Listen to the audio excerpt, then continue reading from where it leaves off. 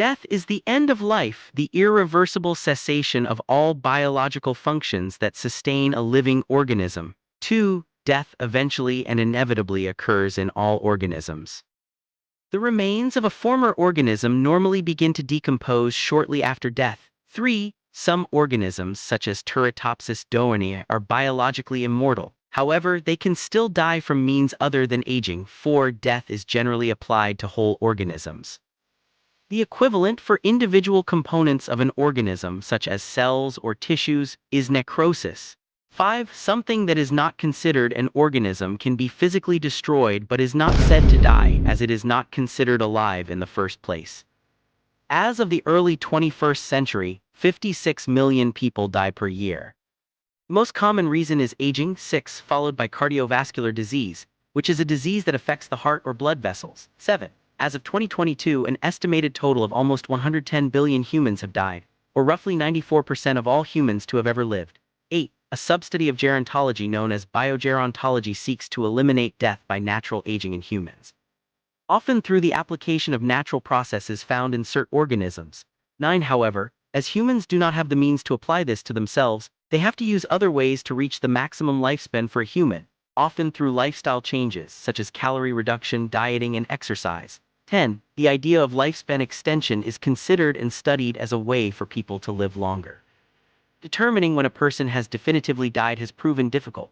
Initially, death was defined as occurring when breathing and the heartbeat ceased, a status still known as clinical death. 11. However, the development of cardiopulmonary resuscitation, CPR, meant that such a state was no longer strictly irreversible.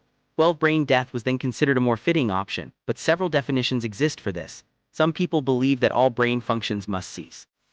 Others believe that even if the brainstem is still alive, the personality and identity are irretrievably lost, so therefore the person should be considered entirely dead.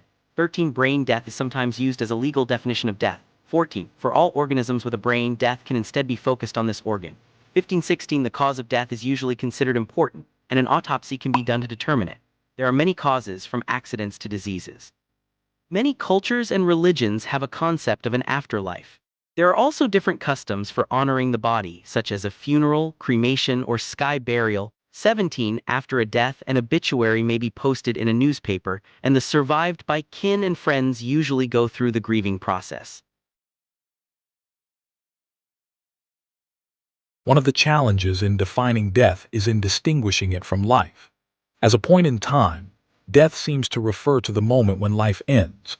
Determining when death has occurred is difficult, as cessation of life functions is often not simultaneous across organ systems.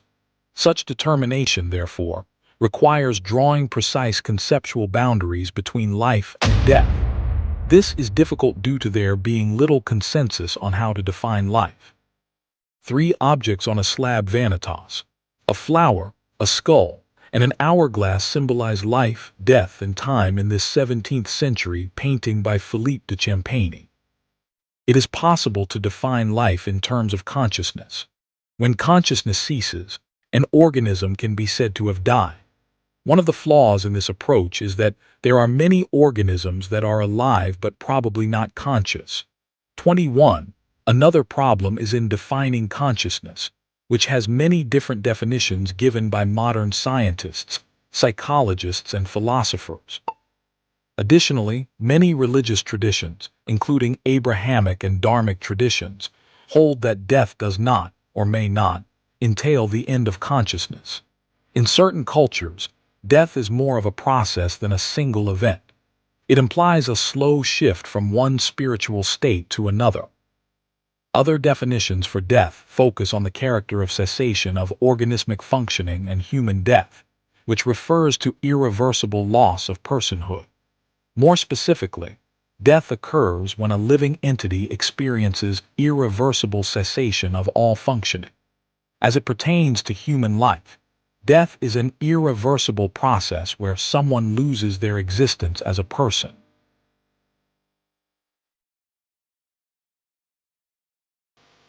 Today, where a definition of the moment of death is required, doctors and coroners usually turn to brain death or biological death to define a person as being. People are considered dead when the electrical activity in their brain ceases. 27. It is presumed that an end of electrical activity indicates the end of consciousness. 28. Suspension of consciousness must be permanent and not transient. as occurs during certain sleep stages, and especially a coma, 29 in the case of sleep electroencephalogram.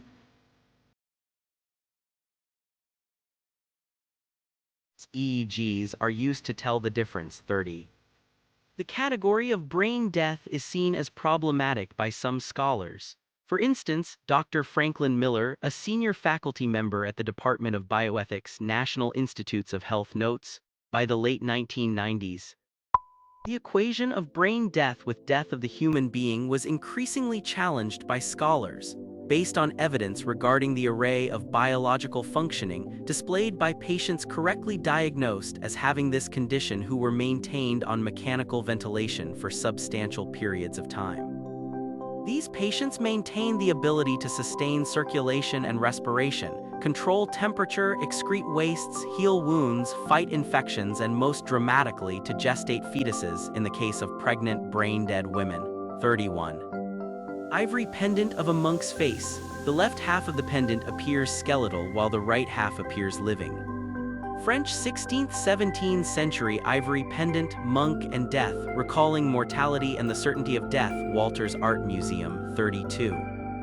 While brain death is viewed as problematic by some scholars, there are proponents of it who believe this definition of death is the most reasonable for distinguishing life from death. The reasoning behind the support for this definition is that brain death has a set of criteria that is reliable and reproducible. Also, the brain is crucial in determining our identity or who we are as human beings. The distinction should be made that brain death cannot be equated with one in a vegetative state or coma, in that the former situation describes a state that is beyond recovery. 33. EEGs can detect spurious electrical impulses, while certain drugs, hypoglycemia, hypoxia, or hypothermia can suppress or even stop brain activity temporarily. 34. Because of this, hospitals have protocols for determining brain death involving EEGs at widely separated intervals under defined conditions.